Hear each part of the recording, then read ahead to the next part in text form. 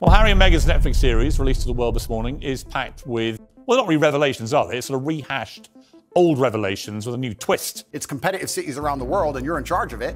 By extension, you're a loser. And I applaud her plotation on the royal situation.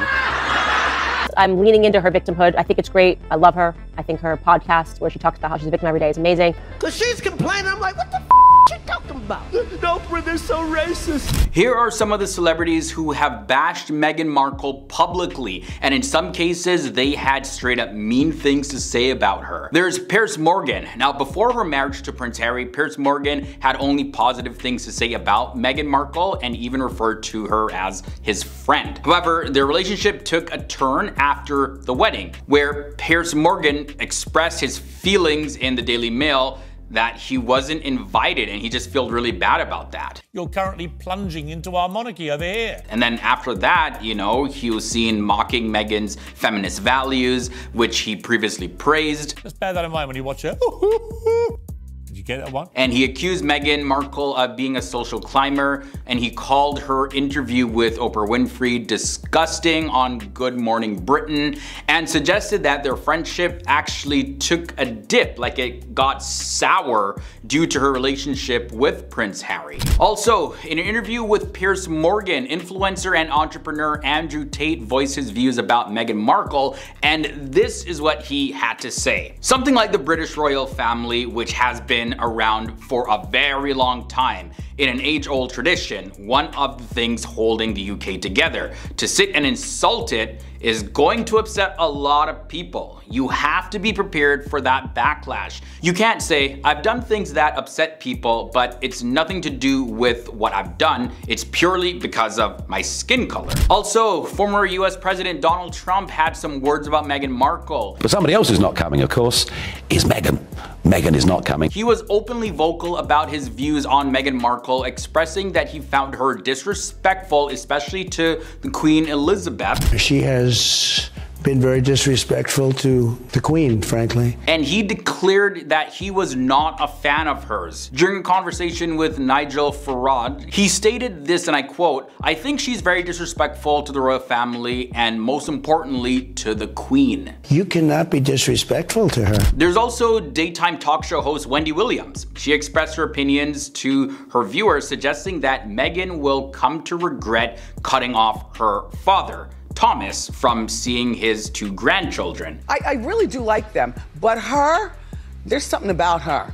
Wendy Williams showed her support for Thomas Markle, Meghan Markle's father, and stated to the press, "I'm Team Thomas on this particular thing." Bethany Frankel is also another celebrity that has criticized Meghan Markle publicly, and she did this in a response to a Twitter user who suggested that the Duchess of Sussex, Meghan Markle, was treated unfairly by the palace and press after her infamous Oprah interview.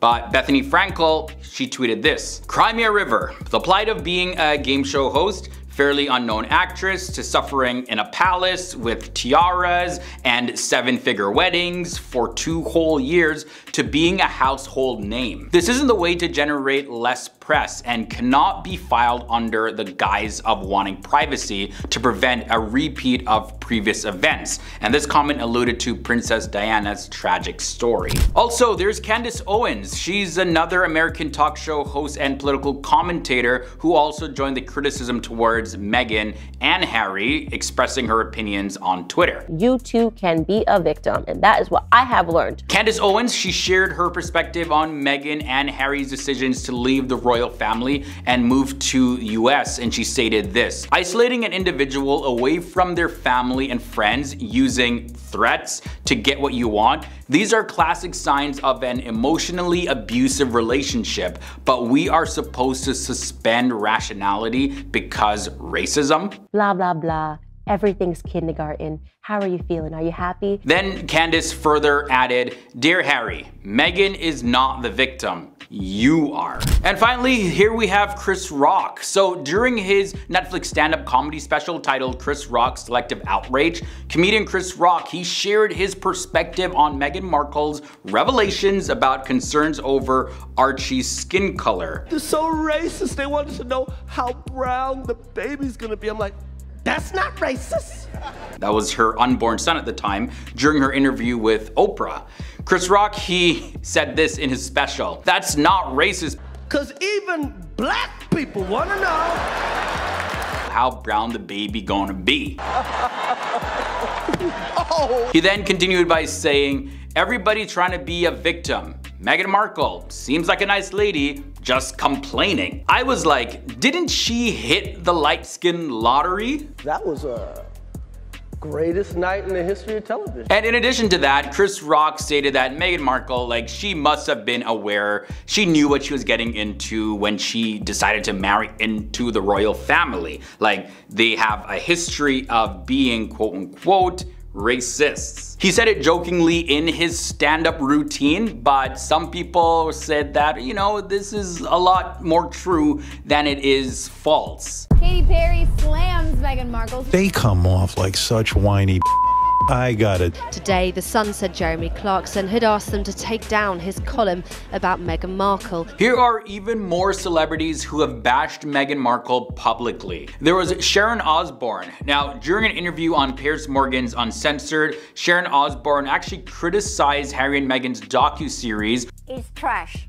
But there's nothing about themselves, you know. For what she perceived as excessive whining. And one of the things that she pointed out was Meghan Markle's comments about the lunch with the Queen. And she said that it was like a medieval times experience, which is sort of putting like a Disney type juvenile experience on the whole thing. And it just is not an accurate depiction of what a lunch with the Queen would actually be like. Osbourne expressed her view further, stating this: you know what? You have a great life. You have a beautiful family and you are so much in love. Move on, get a life and move on. There was also Jeremy Clarkson, and he's the former host of Top Gear, and he faced a lot of backlash after making some pretty controversial remarks about Meghan Markle in his column for The Sun. Now, in particular, he received criticism for expressing a wish that Meghan Markle be treated similar to Cersei Lannister in the Game of Thrones when she did her walk of shame. If you guys seen Game of Thrones and you remember that scene, yeah, you can see why it caused so much controversy for Jeremy Clarkson to say this. In response to all the backlash though, Jeremy Clarkson took to Twitter to issue an apology for his what is called clumsy reference. While he did express dislike for Meghan and Harry's docuseries, he did acknowledge the need to apologize for the insensitive comment that he made regarding Meghan Markle. Next up, we have Howard Stern. Now, the radio host Howard Stern is known for expressing his opinion openly, and he didn't hold back when discussing the royal family on his SiriusXM show. Sometimes that will rub people the wrong way,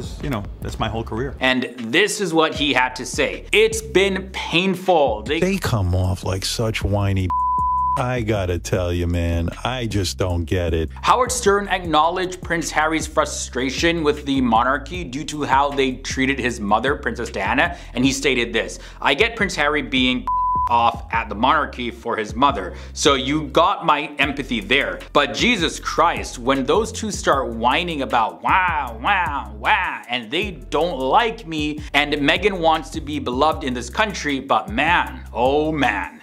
Megyn Kelly also bashed Meghan Markle publicly, and she's an American journalist and podcast host of the Megyn Kelly Show.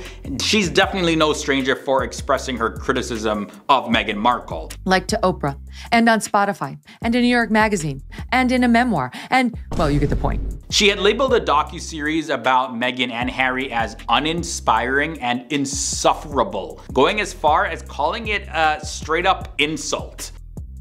Aw, so sweet. Continuing her support for Prince Harry though, Megyn Kelly suggests that he requires genuine therapy to address his past mental traumas, rather than going to his annoyingly woke wife, Meghan, and this is according to Megyn Kelly. The series also makes clear the roots of Harry's newfound annoying wokeness. Yes, it's his wife's influence for sure. Her comments did add some fuel to the ongoing feud surrounding Meghan Markle and her relationship with the British royal family. Then there was Katy Perry. Now this one is a little bit of a different tone, but back in 2018, shortly after Meghan's wedding to Prince Harry at St. George's Chapel in Windsor Castle, Katy Perry, she shared her thoughts on the Givenchy wedding gown that Meghan wore. And about Meghan's dress, this is what Katy Perry had to say. It got her in some really hot water with Meghan. She said, "I would have done one more fitting."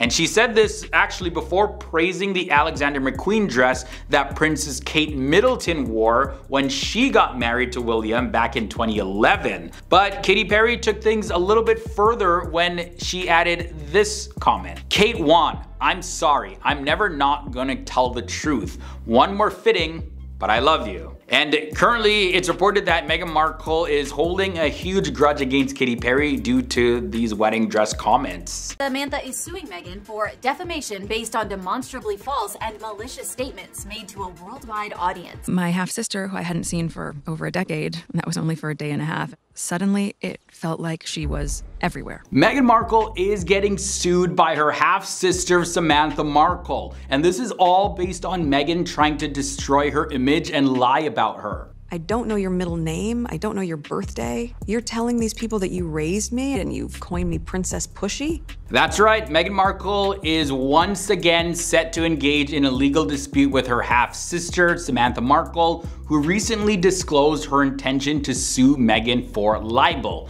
And libel is the publication of false statements that damage someone's reputation. So it's like defamation, slander. And although Meghan's legal team has argued that the case lacks substance and requested that Judge Charlene Edwards Honeywell to dismiss it at the federal court in Tampa, Florida, a court filing indicates that the courtroom confrontation may still proceed. Samantha Markle alleges that the Duchess of Sussex, Meghan Markle, degraded their relationship during her interview with Oprah Winfrey in March of 2021.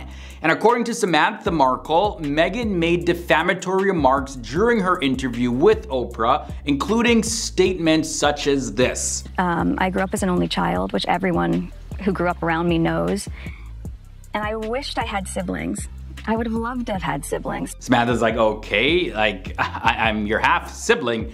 You have siblings. So yeah, of course, Samantha claimed that this is just totally false, and people who grew up with them, they can confirm that this is false. Meghan also shared that she lived with her mother on weekdays and spent weekends with her father. And she mentioned that her father, Thomas Markle, lived by himself since his adult children had already moved out. I mean, this is a very different situation than my dad, right? When you talk about betrayal, betrayal comes from someone that you have a relationship with, right? I don't feel comfortable talking about people that I really don't know. Now, in regards to this case, this is what was said in the court filing. Plaintiff Samantha Markle and defendant Meghan, the Duchess of Sussex, by and through their respective undersigned counsel of record, hereby request that the court hold oral argument in connection with defendant's pending motion to dismiss the Third Amendment complaint in light of the extensive briefing by the parties. Counsel estimates a total of 60 minutes for oral argument. This complaint also targets Meghan's statements that she made on her Netflix documentary series. Samantha Markle says that these are all lies. Like when Meghan Markle said, "I was with my mom during the week and with my dad on the weekends, and my dad lived alone. He had 2 adult children who had moved out of his house. You're telling people you raised me." This is in response to Samantha Markle. And in response to some of Meghan's statements, Samantha Markle's lawyer said, "The series undermined Samantha. It both directly stated and implied that everything Samantha was saying or had said was a lie. Meghan continues to participate in and perpetuate the lies around her family and upbringing. And where Meghan could have set the record straight, she did not. Instead, Meghan continues the hurtful lies being told about her sister, Samantha, lies that have defamed Samantha, and the negative fallout that has therefrom occurred." Now, the case was actually previously dismissed, and the judge has indicated that this latest attempt will likely be the final opportunity to bring the libel libel allegations to trial. In March of 2023, a Florida judge ruled in favor of Meghan Markle, stating that her statements were expressions of her personal opinion about her childhood and relationship with her half-sibling. The judge further explained that the statements of opinion are not capable of being proven false and that the plaintiff cannot reasonably disprove the defendant's subjective viewpoint of her own experiences. So at this point, it's really sounding like this is like some kind of he said, she said situation. And even if Samantha Markle is successful in bringing this to trial, Meghan would still have the upper hand. She'll have an advantage here because, you know, considering her resources and her wealth, as well as her status. But either way, it would just be another thing for Meghan to worry about among her other problems that she's dealing with, as well as this could definitely impact her public image big time.